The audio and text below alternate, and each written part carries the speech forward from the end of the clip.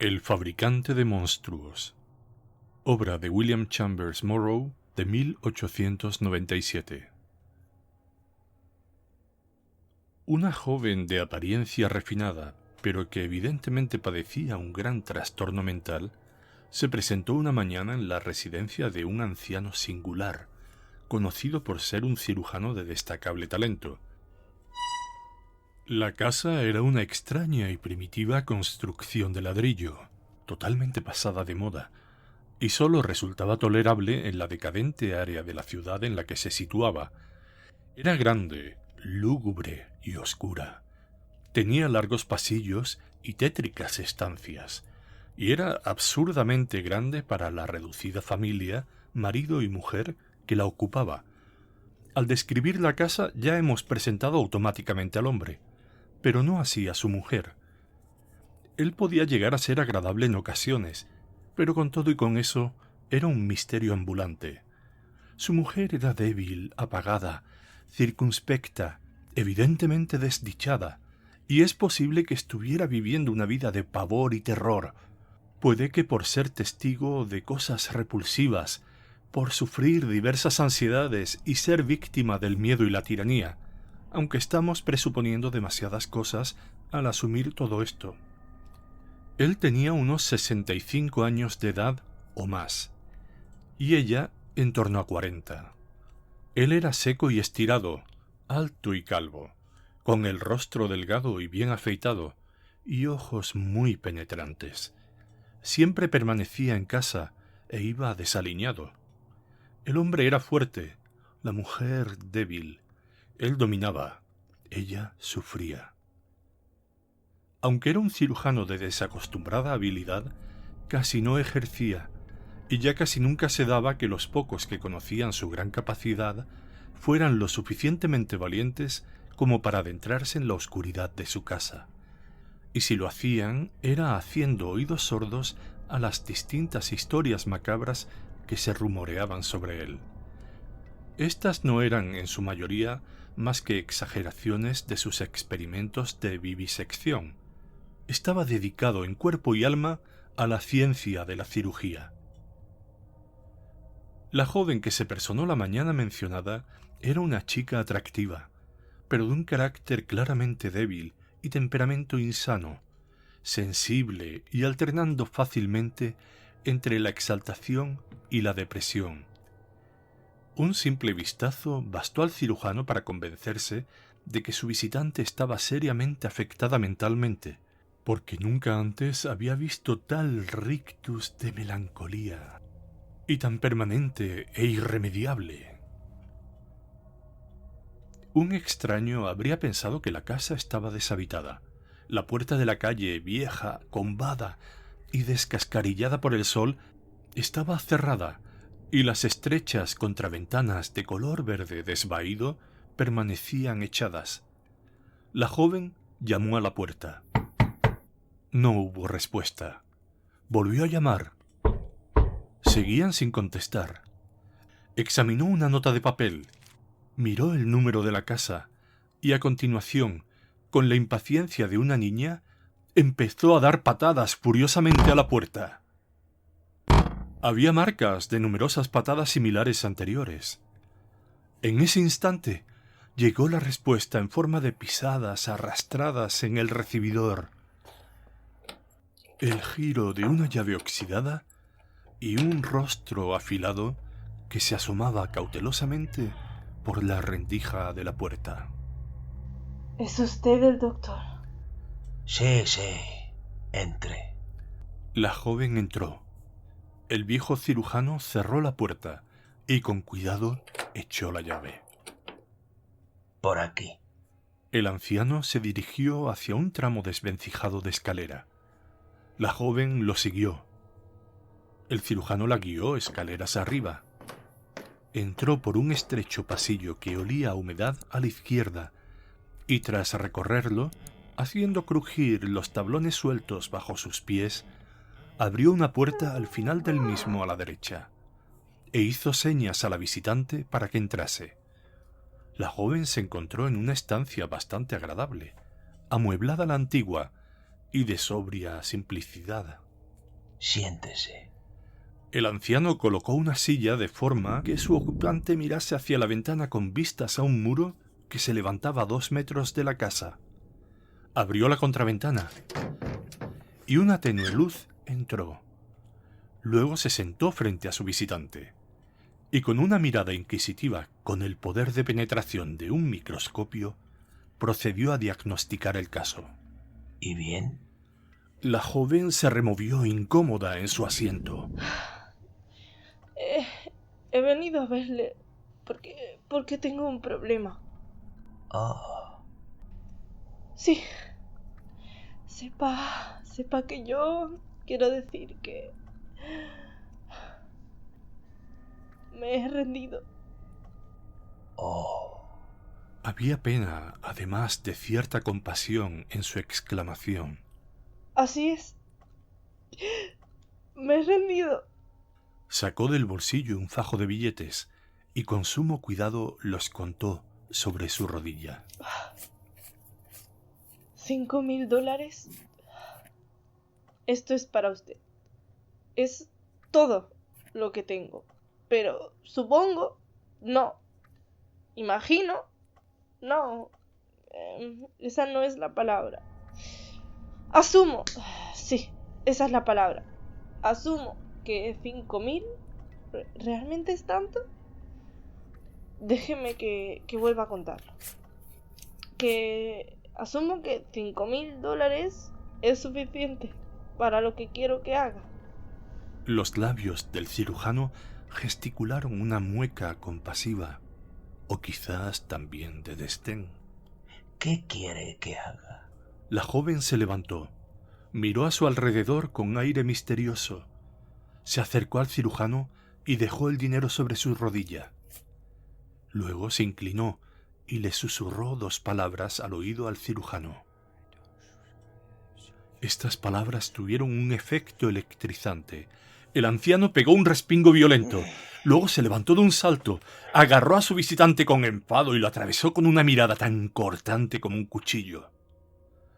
Con los ojos centelleando, abrió la boca para dar mayor ímpetu a la agria imprecación que iba a soltar. Pero de repente se contuvo y guardó las formas. La ira abandonó su rostro y solo quedó la pena. Dejó de agarrar a su visitante, recogió los billetes esparcidos por el suelo y, ofreciéndoselos a la joven, le dijo lentamente: No quiero su dinero. Usted está loca, simplemente. Cree que tiene problemas.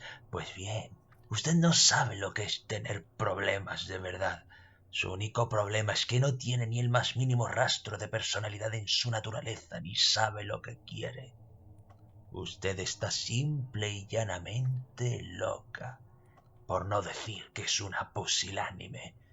Debería entregarse a las autoridades para que le envíen a un manicomio y le den el tratamiento adecuado. La joven se sintió profundamente afectada por el insulto y los ojos le brillaron amenazadores. ¡Viejo perro! ¡Así me insulta! Menudos aires se da. Indigno de toda virtud. ¡Viejo asesino! No quiere mi dinero, ¿verdad? Cuando alguien viene aquí y le pide que lo haga, de repente se le suben los humos y rechaza su dinero. Ah, pero si viene un enemigo de esta persona y le paga, entonces se convierte en lo único que desea usted hacer.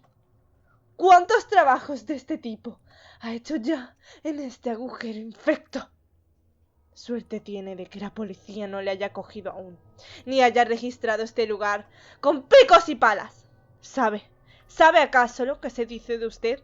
Piensa que ha podido mantener las ventanas tan bien cerradas como para que ningún sonido haya podido filtrarse a través de ellas. ¿Dónde guarda sus infernales instrumentos? La joven estaba profundamente alterada. Su voz sonaba ronca, fuerte y rasgada. Sus ojos, inyectados en sangre, se salían de las cuencas. Toda ella estaba agarrotada por la crispación y retorcía continuamente sus dedos. Pero estaba frente a un hombre infinitamente superior a ella. 2 ojos, como los de una serpiente, le taladraron el rostro. Una presencia avasalladora e inflexible se enfrentaba a otra débil y apasionada.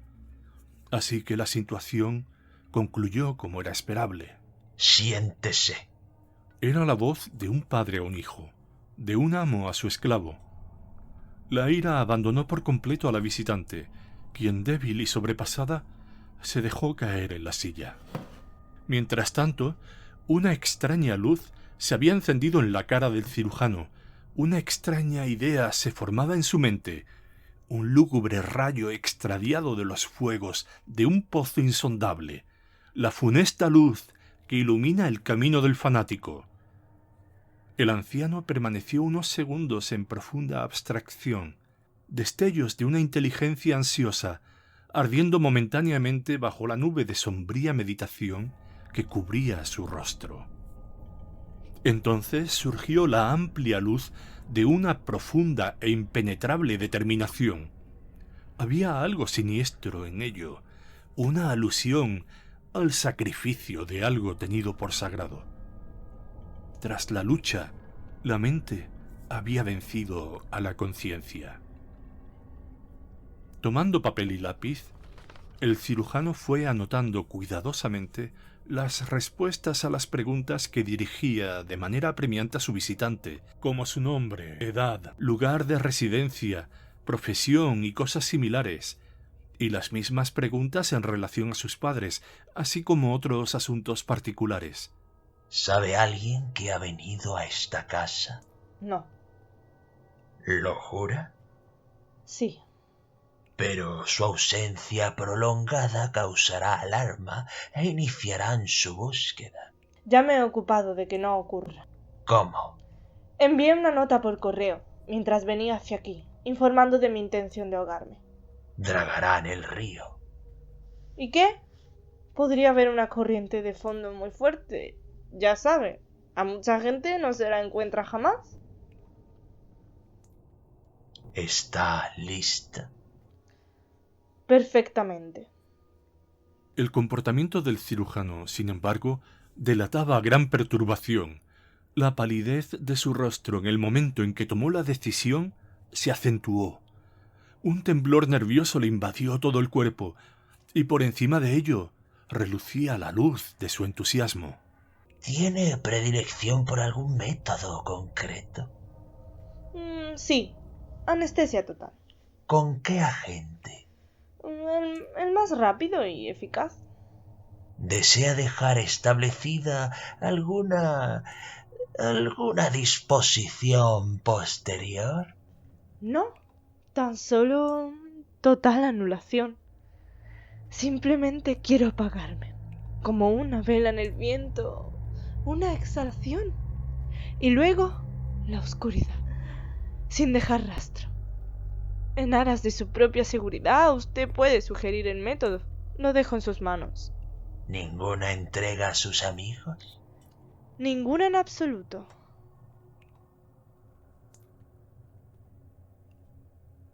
Dijo que ya estaba preparada.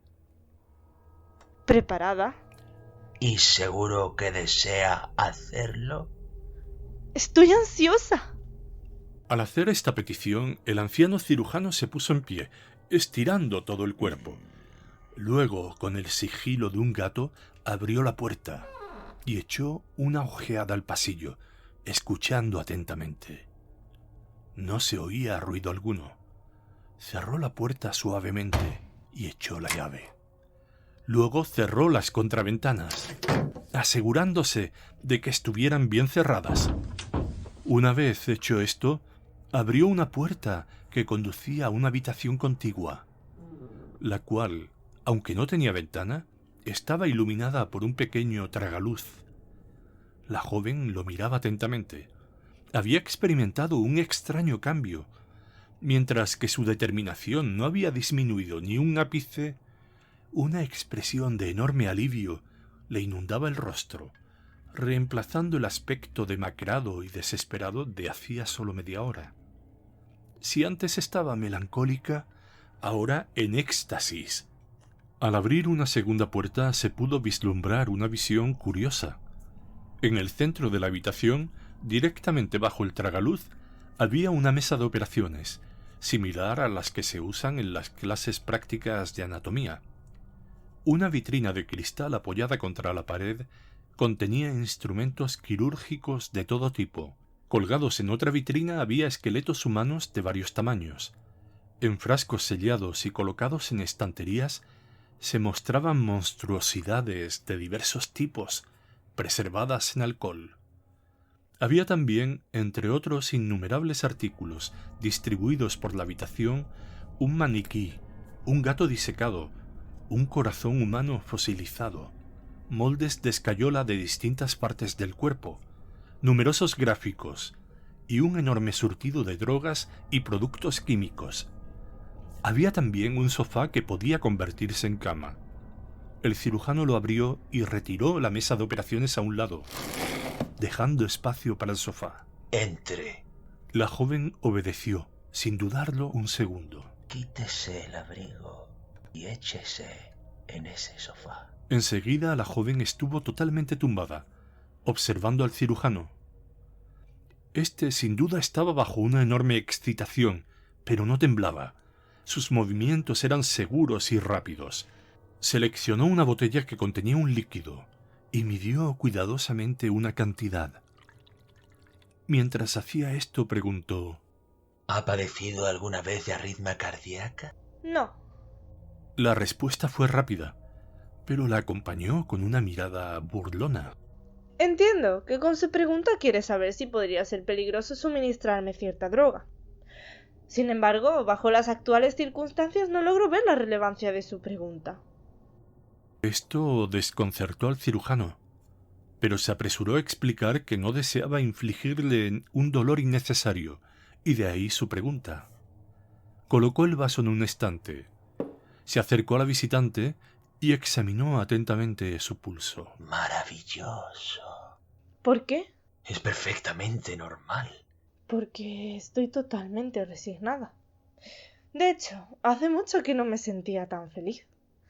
Feliz de forma más bien pasiva, pero también infinitamente dulce.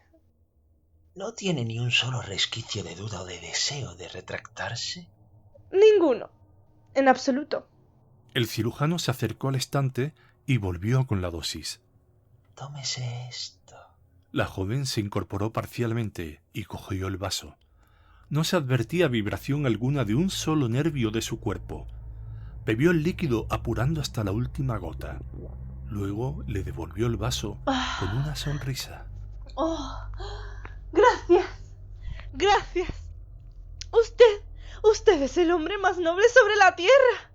Sea bendecido con prosperidad y felicidad eternas. Es usted, ¡ay, mi benefactor, mi liberador! Bendito sea. Dios le bendiga. Ha descendido usted de su lugar junto a los dioses y me ha elevado a mí a la paz gloriosa y al descanso eterno. Le amo con todo mi corazón. Estas palabras, dichas de forma tan ferviente, con una voz grave y musical, y acompañadas con una sonrisa de inefable ternura, traspasaron el corazón del anciano. Una convulsión reprimida le recorrió todo el cuerpo. Una intensa angustia le atenazaba sus órganos vitales. El sudor le resbalaba por la cara. La joven siguió sonriendo. ¡Ah! ¡Me sienta bien! El cirujano, haciendo un gran esfuerzo para controlarse, se sentó en el borde del sofá y cogió la muñeca de la visitante para tomarle el pulso. ¡Ay! ¿Y cuánto tardará? 10 minutos. Han pasado 2. Solo 8 minutos más. Estupendo. Delicioso. Noto cómo llega. ¿Qué ha sido eso? Oh, ya veo. Música. ¡Qué bonito! Ya viene. Eso es. ¿Puede ser? ¿Puede ser agua? ¿Derramándose? ¿Chorreando? ¡Doctor! ¿Sí? ¡Gracias! Noble hombre. ¡Ay, mi salvador! Mi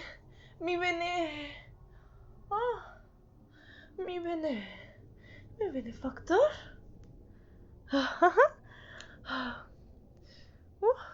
Doctor.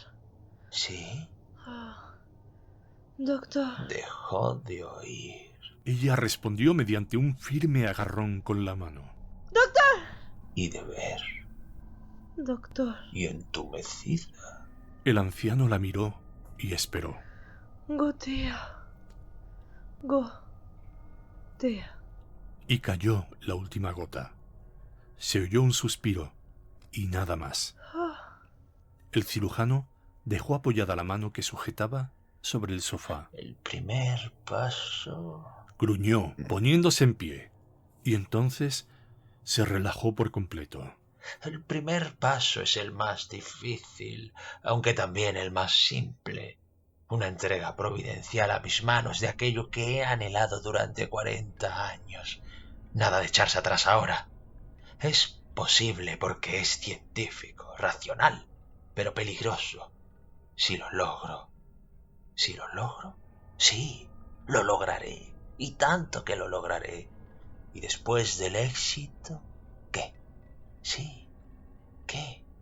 Publicar el experimento y el resultado. La horca.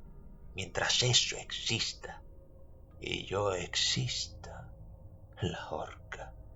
Con seguridad así será. Pero, ¿cómo explicar su presencia aquí? Difícil cuestión. Debo confiar en lo que depare el futuro. Se obligó a salir de la ensoñación y se puso en marcha. Me pregunto si aquella habrá oído o visto algo. Con estas reflexiones echó una mirada al cuerpo en el sofá y luego salió del cuarto. Cerró con llave la puerta. Echó la llave también a la puerta exterior. Recorrió 2 o 3 pasillos. Se adentró en una zona remota de la casa y llamó a una puerta. Le abrió su esposa. Él, por entonces, ya había recobrado el completo control de sí mismo. Me pareció escuchar a alguien en la casa ahora mismo, pero no encuentro a nadie. Yo no he oído nada. Lo que sí oí fue que alguien llamaba a la puerta hace menos de 1 hora y te oí hablar, creo. ¿Entró esa persona? No. La mujer le miró los pies y pareció sorprenderse. Estoy casi segura de que oí pisadas de zapatos en la casa, y sin embargo veo que tú llevas zapatillas. Llevaba puestos los zapatos antes. Eso lo explica todo. El sonido que oí debe de haber sido causado por ratas. Eso será. Exclamó el cirujano con gran alivio. Después salió y cerró la puerta, pero volviéndola a abrir dijo: Deseo que no se me moleste durante todo el día. Mientras bajaba las escaleras, se dijo a sí mismo: Todo en orden aquí. Regresó al cuarto en el que yacía su visitante y llevó a cabo un minucioso examen. Espléndido espécimen. Todos los órganos en perfecto estado y en perfecto funcionamiento. Una estructura corporal bien formada y grande. Músculos bien definidos, fuertes y fibrosos. Capaz de experimentar un desarrollo magnífico si se le da la oportunidad. No tengo la menor duda de que se puede hacer. Ya he tenido éxito con un perro, una tarea menos complicada que esta, ya que en el hombre el cerebro se solapa con el cerebelo, cosa que no ocurre en los perros. Esto hace que haya mucho margen para un accidente, pero es una oportunidad única en la vida. En el cerebro, el intelecto y las emociones. En el cerebelo, los sentidos y las fuerzas motrices. En el bulbo raquídeo, el control del diafragma. En estos 2 últimos reside todo lo esencial para la simple existencia. El cerebro es puro adorno, más aún. La razón y las emociones son puramente ornamentales. Yo ya lo he probado. Mi perro, tras extraerle el cerebro, quedó idiotizado, pero retuvo sus sentidos físicos hasta cierto punto. Mientras rumiaba de esta manera, hacía cuidadosos preparativos. Movió el sofá, volvió a colocar la mesa de operaciones bajo el tragaluz, seleccionó varios instrumentos quirúrgicos Hizo algunas mezclas de drogas y preparó agua, toallas y todos los accesorios de una tediosa operación quirúrgica. Súbitamente rompió en carcajadas. ¡Pobre idiota! Me pagaste $5,000 para matarte. No tenías el suficiente valor para pagar tu propia vela. Realmente curiosas las extrañas ideas que se les pasan por la cabeza a estos locos. Pensaste que te estabas muriendo, pobre idiota. Permítame informarle, señora, de que está tan viva ahora como lo ha estado toda su vida. Pero ahora todo te dará igual. Nunca estarás más consciente de lo que estás ahora, y a efectos prácticos en lo que a ti te concierne, a partir de ahora estás muerta, aunque vivirás. A propósito, ¿cómo te sentirías sin cabeza? ¡Qué chiste más malo! Levantó el cuerpo inconsciente del sofá y lo colocó sobre la mesa de operaciones.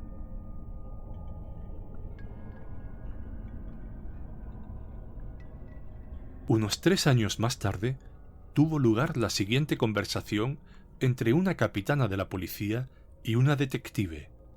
La capitana sugirió: Yo creo que está loca. Eso creo yo. Y sin embargo, das crédito a su historia. Pues sí, Curioso. para nada. Yo misma me he enterado de algo. ¿De qué? En un sentido de bastante, en otro de más bien poco. Ya has oído las extrañas historias relacionadas con su marido. Bueno, son todas absurdas, excepto probablemente por una excepción. La detective prosiguió con su explicación. Por lo general es un viejo inofensivo, pero peculiar. Ha realizado operaciones quirúrgicas excepcionales. Sus vecinos son gente ignorante que le temen y desean librarse de él, de modo que cuentan un montón de mentiras sobre él y finalmente terminan creyéndose sus propias historias. Pero lo importante que he sabido es que su fanatismo por la cirugía raya en la locura, especialmente cuando se trata de cirugía experimental. Y en alguien así de obsesionado, difícilmente encontramos escrúpulos. Eso es lo que me lleva a creer en la historia de la mujer. Dijiste que parecía aterrorizada, ¿no? Por partida doble. Primero, ella temía que su marido supiera que lo había traicionado, y segundo, el propio descubrimiento la había aterrado. Pero su informe sobre este descubrimiento es muy vago. Él le oculta todo a ella y ella se limita a hacer suposiciones. En parte sí, pero por otro lado no. Ella escuchó los ruidos claramente, aunque no lo vio con la misma claridad. El horror cerró sus ojos. Lo que ella cree que vio es, lo admito, ridículo, pero sin duda vio algo extremadamente aterrador. Además hay muchos pequeños indicios muy peculiares. Él tan solo ha comido con ella en contadas ocasiones durante los 3 últimos años y casi siempre se lleva la comida a sus aposentos privados. La mujer afirma que o bien él ingiere cantidades enormes de comida, o tira a la basura la mayor parte, o bien alimenta algo que come en cantidades prodigiosas. Él le explica que tiene animales para sus experimentos, pero eso no es cierto. Además, siempre mantiene cerrada con llave la puerta de esas habitaciones. Y no solo eso, sino que también ha hecho que refuercen la puerta poniéndole doble panel y ha colocado barrotes en la ventana que da a un muro ciego a unos pocos metros. ¿Qué significado puede tener? Una prisión. Para animales, quizás. En absoluto. ¿Por qué? Porque en primer lugar habría sido mejor utilizar jaulas. En segundo lugar, la seguridad que ha montado es infinitamente mayor que la que precisaría para encerrar animales normales. Todo esto tiene fácil explicación. Mantiene cerrado a un loco violento en tratamiento. Ya pensé en esa posibilidad, pero no es el caso. ¿Cómo lo sabes? Siguiendo este razonamiento, él siempre ha rehusado tratar casos de locura. Se reserva exclusivamente para la práctica de la cirugía. Las paredes no están acolchadas, ya que la mujer ha escuchado golpes secos contra ella. No hay fuerza humana, por mórbida que sea, que pueda requerir tal resistencia como la que se ha empleado. No es probable que ocultase el confinamiento de un loco a su mujer. Ningún loco puede consumir toda la comida que él le proporciona. Una obsesión tan extremadamente violenta como indican todas estas precauciones no podría durar 3 años. Si hubiera un loco, en este caso es muy probable que hubiera existido alguna comunicación con alguien del exterior en relación con el paciente, y no ha habido ninguna. La mujer escuchó por la cerradura y no oyó ninguna voz humana en el interior, y finalmente hemos podido escuchar la vaga descripción de lo que la mujer vio. La capitana argumentó, hondamente interesada. Has echado abajo todas las teorías posibles y no has sugerido ninguna alternativa. Desafortunadamente no puedo, pero la verdad puede ser muy simple después de todo. El viejo cirujano es tan especial que me da la sensación de que vamos a hacer un descubrimiento asombroso. ¿Tienes sospechas de algo? Sí. ¿De qué? De un crimen. La mujer lo sospecha también. ¿Y le delata? Ciertamente. Porque se trata de algo tan horrible que su humanidad se revela. Tan terrible que toda su naturaleza le exige entregar al criminal a la ley. Tan aterrador que está mortalmente asustada. Tan terrible que la ha trastornado. ¿Y qué te propones hacer? Conseguir pruebas. Quizá necesite ayuda. Tendrás todos los hombres que necesites. Adelante, pero ve con cuidado. Estás pisando un terreno peligroso. Podría ser un juguete en manos de ese hombre.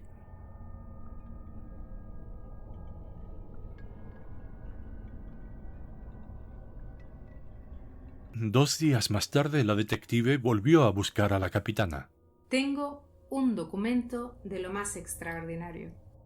Y mostró a la capitana unos fragmentos rotos de papel en los que había unas líneas escritas. La mujer lo robó y me lo trajo. Arrancó un puñado de hojas de un libro y tan solo logró hacerse con un fragmento de cada una de las hojas. La detective explicó: estos fragmentos, que han sido recompuestos por mis hombres como buenamente han podido, fueron arrancados por la esposa del cirujano del primer volumen de una serie de libros manuscritos por su marido sobre un tema, el mismo tema que fue la causa de su desasosiego.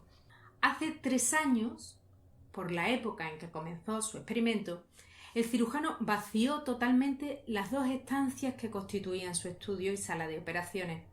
En una librería que se llevó a un cuarto, al otro lado del pasillo, había un cajón que siempre mantenía cerrado, aunque de vez en cuando lo abría.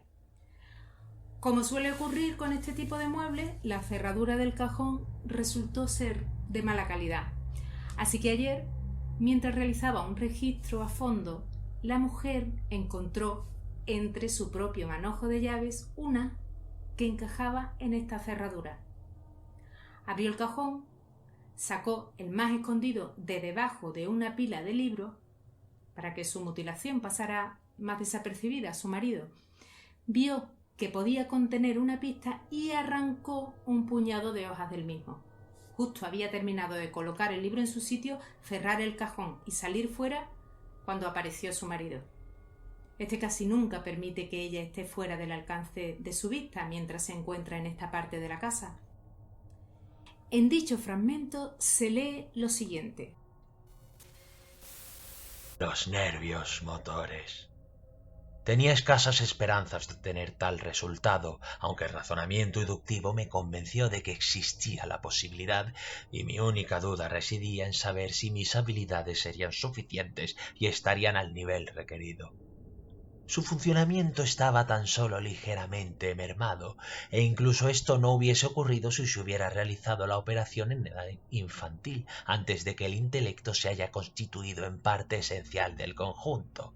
Por lo tanto, afirmo como hecho probado que las células de los nervios motores poseen suficiente fuerza inherente para el funcionamiento de esos nervios.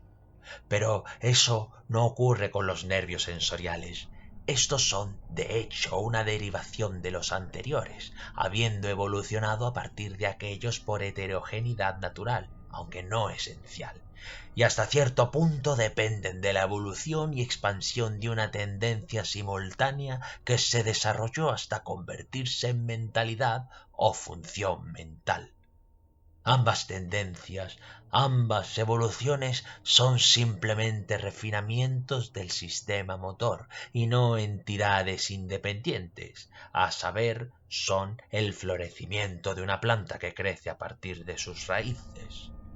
El sistema motor es lo primero, y no es que esté muy sorprendido de que tal prodigiosa energía muscular se desarrolle. Sin embargo, todo apunta a que se sobrepasará incluso los sueños más descabellados de la fuerza humana. Esto lo explico de la siguiente manera. La capacidad de asimilación ha alcanzado su máximo desarrollo y se ha acostumbrado a realizar cierta cantidad de trabajo, y envía sus productos a todas las partes del sistema. Como resultado de mi operación, el consumo de estos productos se ha reducido hasta la mitad. Es decir, alrededor de la mitad de la demanda de estos productos fue eliminada, pero la fuerza de la costumbre requería que la producción continuase. Esta producción era de fuerza, vitalidad, energía. Así pues, el doble de la cantidad normal de esta fuerza, de esta energía, fue almacenada en el restante. Desarrolló una tendencia que en efecto me sorprendió. La naturaleza, sin la distracción de interferencias externas y, en el caso que nos ocupa, al estar al mismo tiempo como escindida en dos, no se ajustó totalmente a la nueva situación, como ocurre con un imán, el cual, al ser dividido en dos partes por su punto de equilibrio, se renueva a sí mismo en sus dos fragmentos resultantes, incorporando a cada una de las partes los polos opuestos. Pero la naturaleza del cuerpo, por el contrario, al abandonar las leyes por las que hasta el momento se había regido y al poseer aún la misteriosa tendencia a evolucionar en algo más complejo y con mayor potencial, ciegamente, habiendo perdido el faro, seguía forzando las demandas de material que asegurasen este desarrollo, e igualmente a ciegas lo consumía cuando se le proporcionaba. De ahí esa asombrosa voracidad, esa hambre insaciable, ese increíble apetito canino, y de ahí también, al no existir más de la parte física para recibir tal cantidad de energía, esta fuerza que se vuelve hercúlea prácticamente cada hora que pasa, atroz cada día que pasa. La situación se está volviendo un serio... He escapado hoy por poco. No sé muy bien por qué medio. Mientras yo estaba ausente, desenroscó el tope del tubo alimenticio de plata, que he acuñado anteriormente como la boca artificial, y en una de sus curiosas travesuras permitió que el quilo, la papilla intestinal, escapara de su estómago a través del tubo. Su hambre entonces se tornó intensa, diría incluso furiosa. Puse las manos encima para forzarlo a sentarse en una silla y entonces, al notar mi tacto, me sujetó, me agarró por el cuello y me habría matado instantáneamente si no hubiera logrado escaparme de su poderoso agarre. Así pues, tuve que mantenerme en constante alerta. He mejorado el tornillo de tope con una sujeción de muelle y normalmente dócil cuando no tiene hambre, de movimientos lentos y pesados, los cuales son, por supuesto, puramente inconscientes. Cualquier excitación aparente de sus movimientos es debida a irregularidades locales del suministro sanguíneo al cerebelo, el cual, si no lo tuviera encerrado en un receptáculo de plata inamovible, podría dejar al descubierto y... La capitana miró a la detective atónita. No entiendo nada. Ni yo. ¿Qué propones que hagamos? Que asaltemos la vivienda. ¿Necesitas algún hombre? 3. Los hombres más fuertes del distrito. Pero, ¿por qué? El cirujano es viejo y débil. Y a pesar de todo quiero 3 hombres fuertes, aunque la prudencia me aconseja que mejor lleváramos 20. A la 1 en punto de la madrugada siguiente, se podían oír unos cautos arañazos sobre el techo del cuarto de operaciones del cirujano. Unos minutos más tarde, el bastidor del tragaluz fue izado cuidadosamente y depositado a un lado.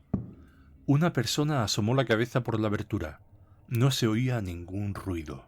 Curioso, Pensó la detective.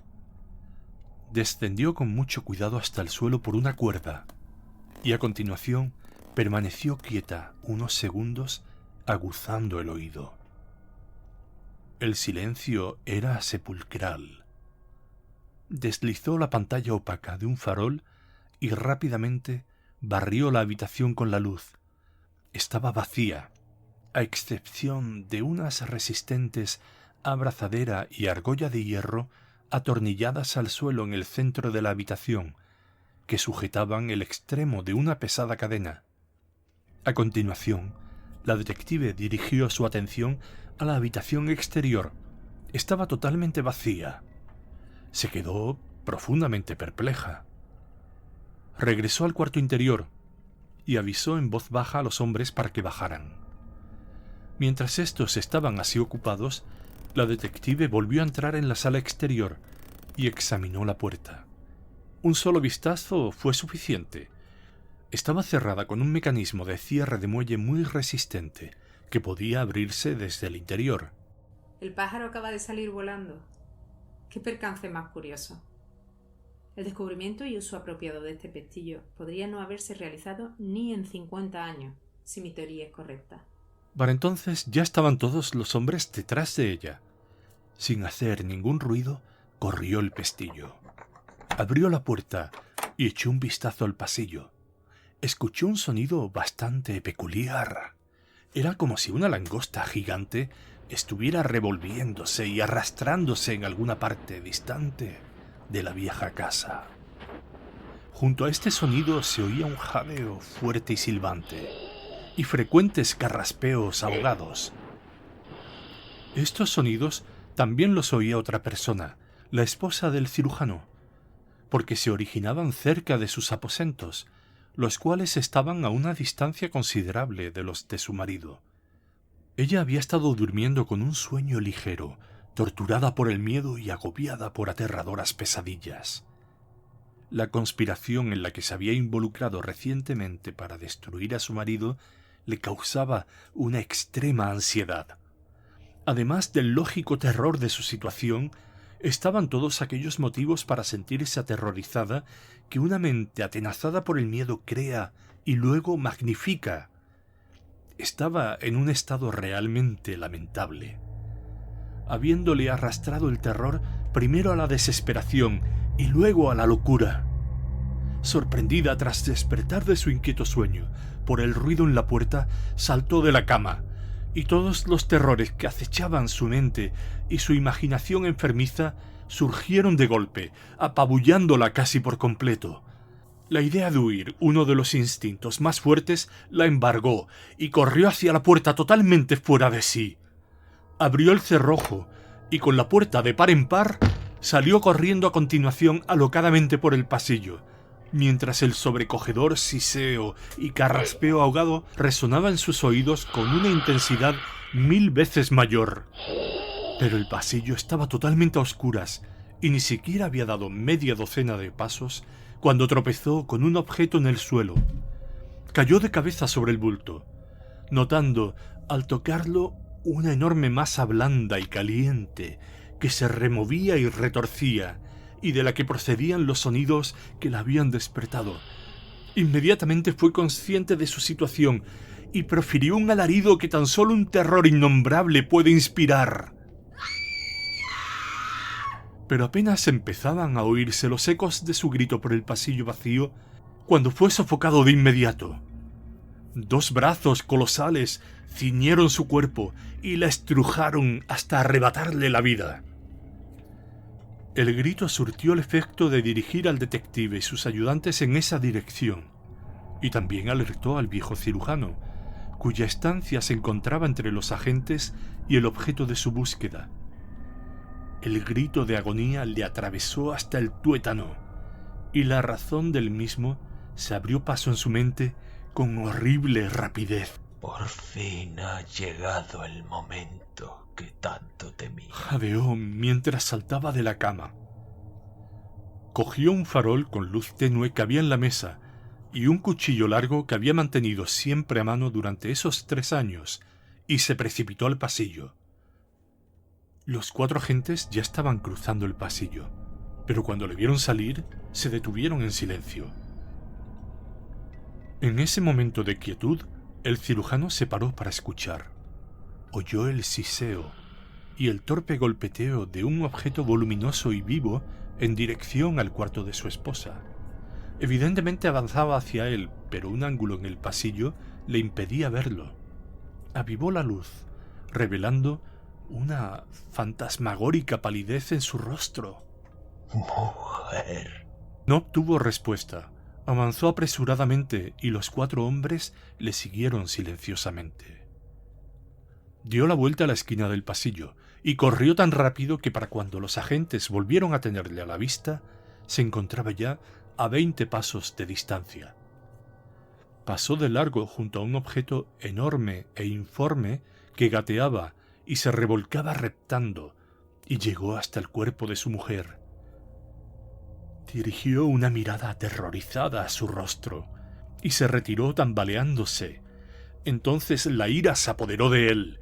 Blandió con firmeza el cuchillo y sostuvo la lámpara en alto, y acto seguido se abalanzó hacia el torpe bulto del pasillo.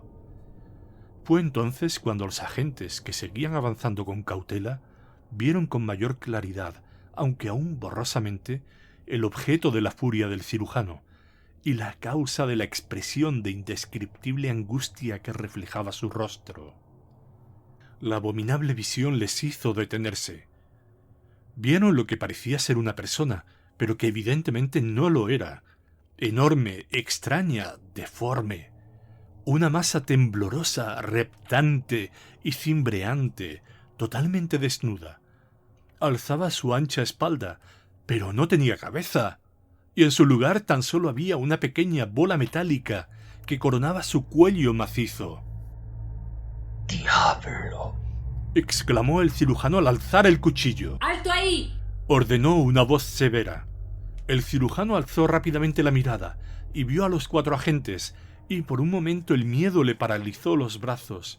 La policía. Luego, con un semblante de furia redoblada, clavó el cuchillo hasta el mango en la masa temblorosa. El monstruo herido se puso en pie rápidamente y comenzó a agitar los brazos, mientras emitía aterradores sonidos procedentes del tubo de plata por el que respiraba. El cirujano apuntó con la intención de darle otra cuchillada, pero no llegó a hacerlo. En pleno ataque de ciega furia se descuidó y terminó apresado por unas garras de hierro. Con el forcejeo, el quinqué salió despedido hacia los agentes y cayó al suelo haciéndose añicos. Al romperse, el aceite se prendió y el pasillo se llenó de llamaradas. Los agentes no pudieron acercarse. Ante ellos se alzaba un fuego que se iba extendiendo, y tras él 2 formas luchaban en un terrorífico abrazo. Oyeron gritos y jadeos y vieron el brillo de la hoja de un cuchillo. La madera del edificio estaba vieja y reseca. Prendió casi instantáneamente y las llamas se extendieron con gran rapidez. Los 4 agentes dieron media vuelta y huyeron, escapando con vida a duras penas. En el transcurso de 1 hora no quedaba nada de la misteriosa y vieja casa, ni de sus habitantes, tan solo unas ruinas ennegrecidas. Grupo de teatro confinado Los Zumbaos. Por orden de intervención, han escuchado ustedes las voces siguientes. Narrador, Antonio Soto Patiño. Mujer joven, Vera Aguayo López. Anciano cirujano, Efraín Cruz. Capitana de la policía y esposa del cirujano, Lucía Lirio Lamas. Y detective, Mercedes Chiclana.